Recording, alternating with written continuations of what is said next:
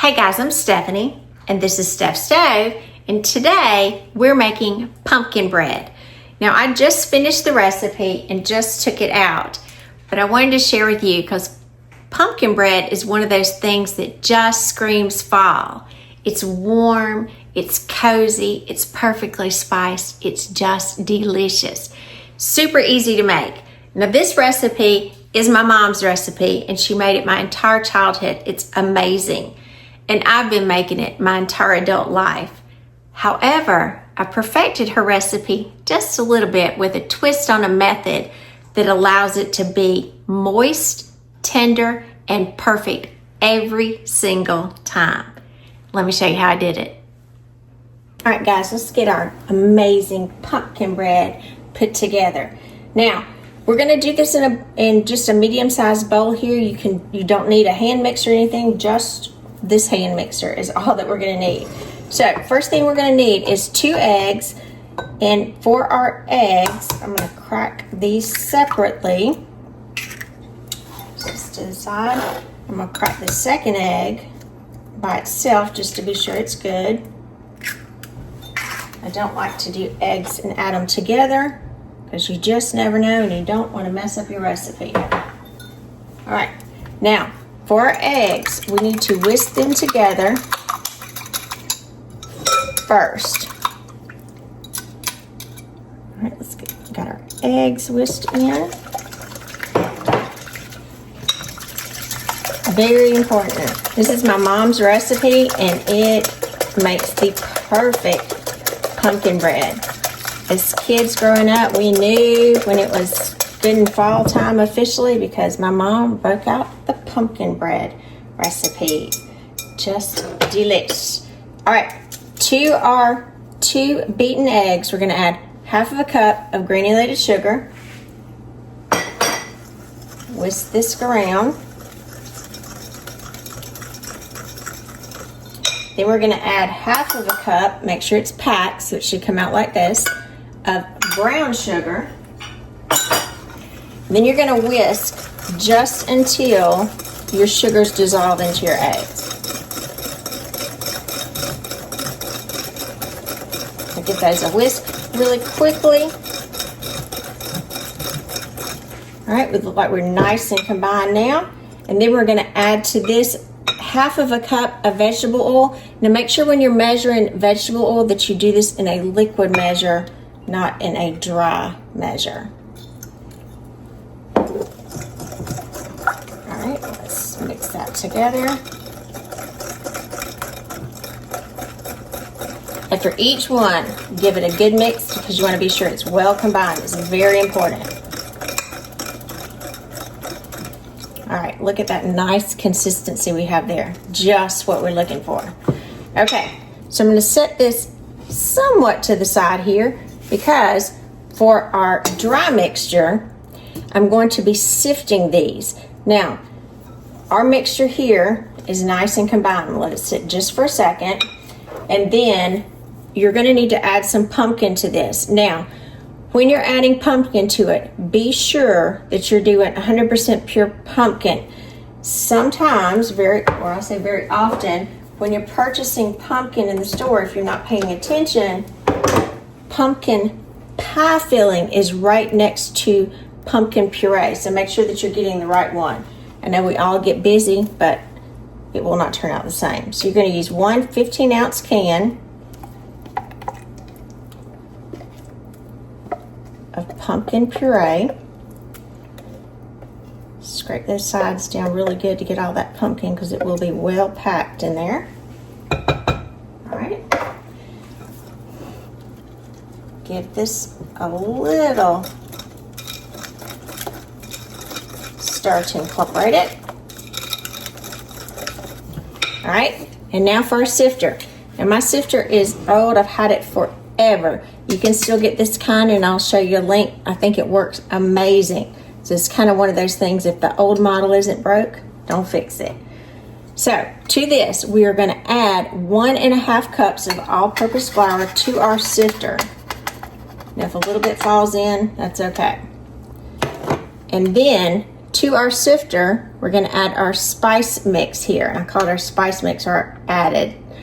This is 1/4 teaspoon of regular table salt, 1 teaspoon of baking soda, and 1.5 teaspoons of cinnamon. And then we're just gonna sift it in. Now I'm using white lily flour, which is a very light flour, but you just kind of want your seasoning sifted through here. And even though white lily is a very light flour, I can still have some little clumps in here.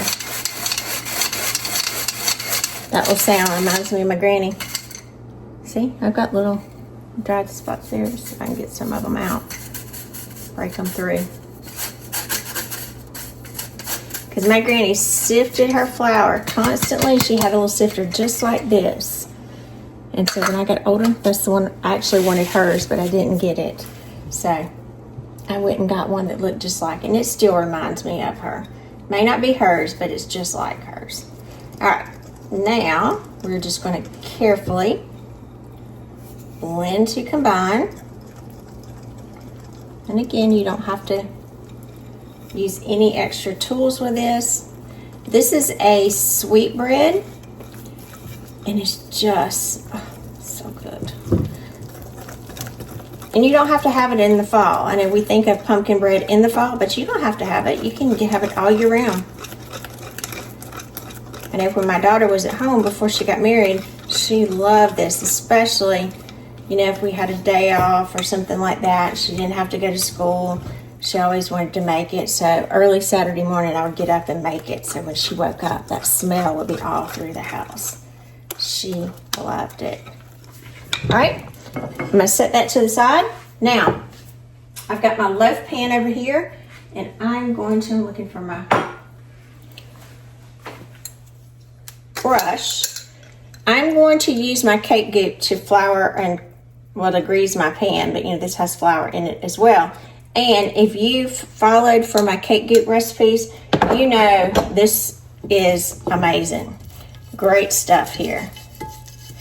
If you don't and you still spray your pans, that's fine. You're definitely welcome to do that, but you do want to spray your pan. Does not take a lot of the cake goop. Just run on all the sides because we do want it to come out very well.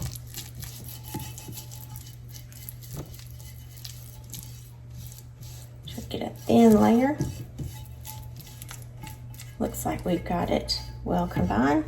This is just a regular size loaf pan here. Now, the big difference to my recipe when I do this as opposed to my mom's original recipe is, I say the execution of it. I have found I like to do this quick where I don't have to monitor it. Now, my mother made this all the time, and obviously she put it in the oven to bake. I actually like to do this in my crock pot. And if you don't have a crock pot, this is October, and some people will call this Crocktober. So we bring out all of our crock pot. This is the best appliance in your kitchen. I have several. This one is a really old one. It's one of my absolute favorites. My dad bought it for me several years before he passed away, and it's extra special to me. But I love the oval design, and if you get one, make sure that you have a center part that you can lift out. And we're gonna cook the whole thing in here. And some of you say, we're gonna cook bread in the crock pot? Yes, my favorite way to do it. So let's get it in there and I'll show you how we do it. Now there's a few important steps to cooking a sweetbread in the crock pot. First thing, we're gonna pour it in here. Look at that pretty batter. Isn't that gorgeous? Oh, the smell. Brings me back to my childhood. Let's pour that in there. Now, a lot of times when my mom would make this, she would make little mini loaves, little tiny ones. You know, you can get little disposable aluminum pans. She would get those, and she would make a bunch of it. And my brother and I would run around to our neighbor's house and give it as gifts from our family. And Mom was always cooking something, and she always liked to share it. So it's another little thing I think of. So if you have a lot of friends that you want to share with, make it in little mini tins and share it. Or if you don't think you can eat it all at once, make it in the smaller pans and then freeze one. Be a nice little treat for later. All right, so to do this in the crock pot, a couple of important things. We are going to, number one, create a little sling. And by this, I'm just going to take some aluminum foil. I've stretched it out, just a little bit further than your crock pot. I'm going to lay it here so it overlaps on both edges. This will help me to pull it out. Take my pumpkin bread, lay it in here. Now mine is an oval pot and it fits in there perfectly. Now, let me bring you really close for this part. In the crock pot, what is important is we need some liquid in here because we're going to create a steam bath in here. So I've got 2 cups of tap water. I'm just putting my hand here to the back and pouring it in the bottom of my crock pot so it will be under the dish. Kind of position it back to the center. And then before we put our lid on, got some paper towels. Now this will normally collect a lot of moisture on top. So to circumvent that, what we're going to do is we're going to take some paper towels and lay them on the top. Now you can see these are the little select size paper towels. So this is 2, 4, 6, 8 little sheets here, or 4. You can get away with as least as 6, but sometimes call it a little extra insurance. We're going to place it over the top. Put our lid on it, and always press to be sure it's secure. This paper towel will collect the extra moisture. I'm going to turn my crock pot on high, and this is going to bake on high for 3 hours. So, see you back in 3 hours. All right, it's been 3 hours since our pumpkin bread has been baking in our crock pot. So, go ahead and carefully take this off. As you can see, all of that steam has been captured in our paper towels. Put that lid carefully to the side because it is very hot. You can see the steam coming out like crazy. So this is the moment of truth. We're going to pull off our paper towels. Look at that beautiful pumpkin bread. Can you see it? Look at that. Perfectly moist. Look how much it's risen up over the top. I'm going to take a skewer to it. That way I can go all the way to the bottom. Let's go all the way. You can see we've got just a little crumbs on there, which that's perfectly fine to have a few of little crumbs on there. Smells divine. Okay. Now, this is where our little sling comes in handy. Do this carefully. Put your hand under it. Get a little cloth to help. I'm going to move it over here to the side. All right, moved you over there quickly. Let's take this off. Now, I'm going to go ahead and unplug my crock pot and turn it off. After this cools, you can just dump that water out remaining. And for some of you that'll say, well, what are you going to do? You're going to waste all those paper towels. You can let them dry. The one that touched the closest to the top will have a little residue on them. The rest of them, if you just want to let them dry and use them for something else, that's perfectly fine, and they'll dry out nicely. So you can reuse those as well. But you can, I don't know if you can see the steam coming off. This is very, very hot. Look how pretty that pumpkin bread rose up. Let me get this little sling that we got off.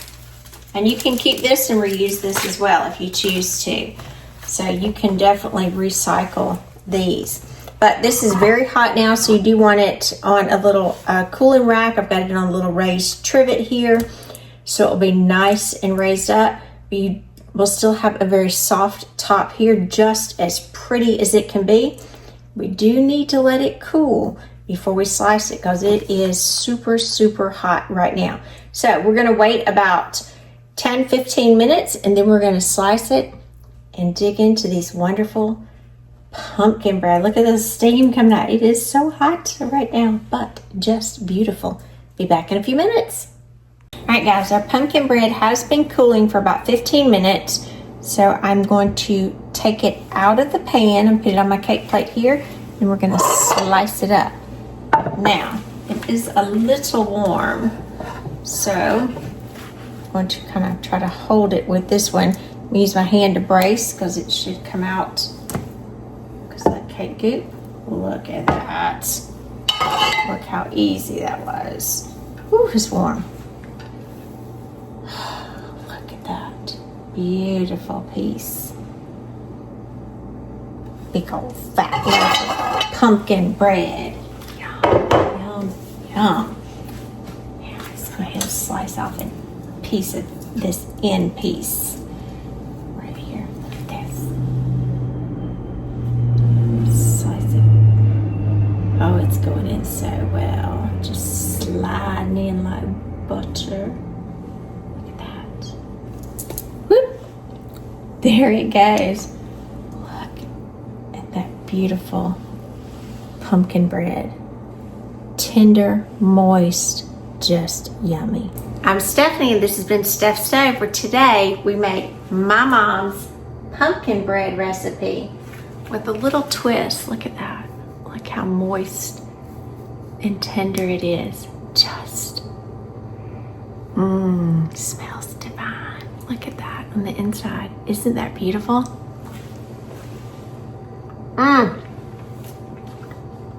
Oh, it's so tender, moist.